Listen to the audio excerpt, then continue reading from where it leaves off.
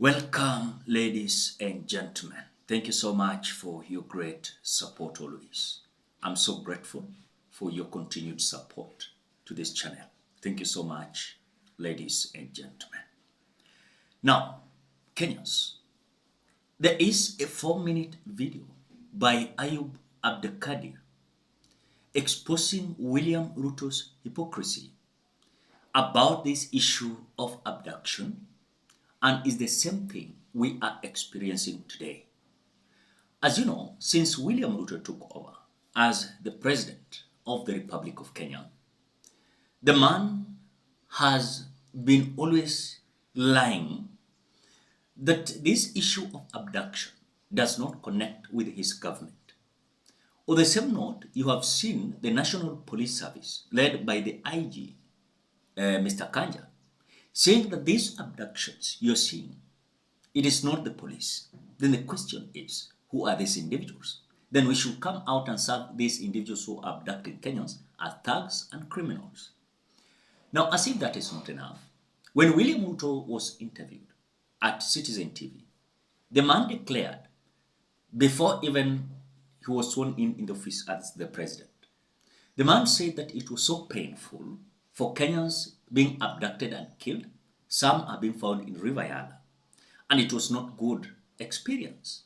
But now is the same thing he condemned. The same thing he condemned in Uhuru Muigai Kenyatta's government is the same thing he's doing as Kenya Kwanza government. Kenyans are being abducted. So I want you to watch.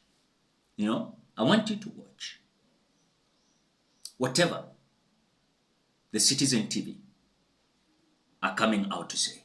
But before we watch, as you always do, ensure you like the video. When you like the video, you automatically support the work that I'm doing this channel, because sometimes you watch and you forget liking the video. So this is just a reminder. Please, as you watch, ensure you like the video. Let us listen to this video.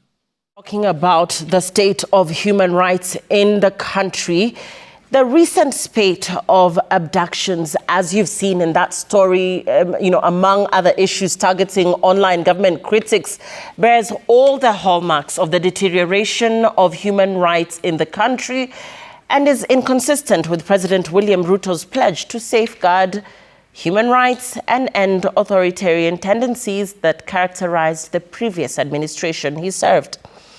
Abdikadir reports on the president's lofty promise to remedy the situation, his faded out vigor, and the downward spiral in the state of human rights in the country.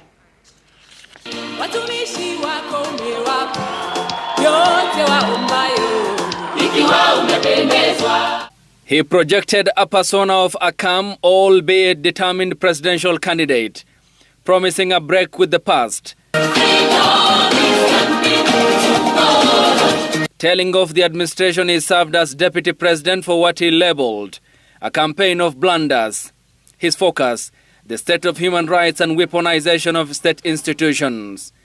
And he spoke on his obvious cause of anger in his first major television interview.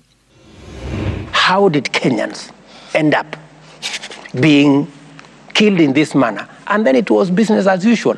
30 bodies in Yala. There's 17 bodies in Garissa. I don't know how many bodies were. People, there was a container here at the Nairobi area where people were being slaughtered in a police station. How did we end up there? What kind of rogue, institution? And that is why I fired that Kinoti man, because, it's not right. The grand gesture in ending enforced disappearances and extrajudicial killings faded with time. It is alarming. We disregard the delegate system. The president drifting away from the subject matter, leaving a sense of fatigue to hang over his administration. And then the massive anti-tax protests set in. A winter of historic happenings. Protesters flooding the streets of major towns across the country. The government, in mounting a defense, pretended it was unaware of abductions, and with the president at the helm, purported not to know. If there is a family, any family, that their child or their friend or their relative went to a demonstration, whether it is last year or this year, and never came back, I want to know the names, because I will take firm and decisive action. Because as I talk to you today, I don't have a single name of somebody who has been abducted or disappeared. And as the president spoke at the Lake Basin Mall in Kisumu County, the Kenya National Commission on Human Rights, funded by the taxpayer, on the 1st of July reported the killings of 39 Kenyans following the countrywide demonstrations. But I have heard you, and I have heard the many Kenyans who have talked. The past few days have witnessed a systematic targeting of government critics on social spaces. And with its constitutional mandate of protecting life and property in question, the state appears keen on broadening its mandate despite acknowledging a lack of capacity. Tutakuwa na hatari kubwa kama taifa, and we will not have a future as a nation if we lose the young generation. And it is the responsibility of every parent. Government can do so much, but there is no government that is going to take over the place of parents. The spate of abductions in recent days adds to the accumulating factors weighing on the Kenya Kwanza administration and on President William Ruto, in what human rights organizations say is a glaring example of government overreach in targeting online dissidents. Ayub Abdikadir, Citizen TV. So if this is the same man that said that abduction is not good, it's the same thing that is happening in his government, then what can you say? What can you say? It is so traumatizing that the man has not come with good intentions.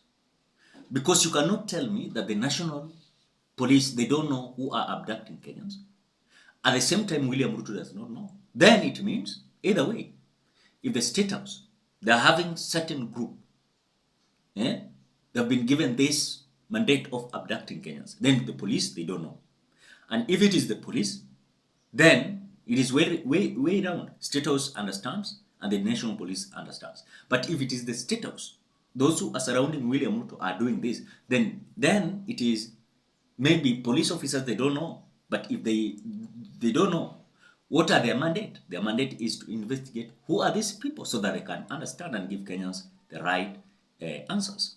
So Kenyans, I want to say that the man William Ruto has failed. The man has failed. And I don't see any scenario that the man will come out to redeem himself. Because remember, the demonstration that is going to come, date 31st, as we speak, there is an organized demonstration tonight, date 31st, that is going to demand William Ruto's government and national police to clarify for us where are these 5 individuals who have been abducted. That is the question we are asking. So I don't think if William Ruto is trading on a red good, and I think by time the man is likely to fail, or not rather to fail because already has failed, but to face the consequence. And the consequence of people is they are returning to the street. And the street will speak louder than even the way we are speaking today. So it is so difficult, even those who are blogging, those who are giving their views, people like us, you know, it is not easy even to share your location. It is not easy. So I want to say that the regime we are in, they are taking us back to the dark regimes, you know, and it is not good. It is not good at all because them, they are having freedom of expression and opinion. But us, we don't have freedom of expression and opinion. Ladies and gentlemen, I want to stop at that point. What do you think? Drop your opinion at the comment section below. Otherwise, thank you so much because of great support. Please consider subscribing, liking, commenting, and sharing this video. Bye-bye till you meet in another video.